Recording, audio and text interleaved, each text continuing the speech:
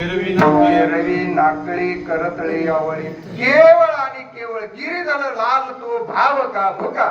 राग कला नाही जानत तुका केव्हा कारणे भाव येतोय का पण महाराज स्पष्ट सांगतात केव्हा कारणे भाव तस्मात द्यावे न लगे फारशी वित्त झाले एक चित्त तरी बहुत नाही एवढ्यासाठी नका करू आता हसडा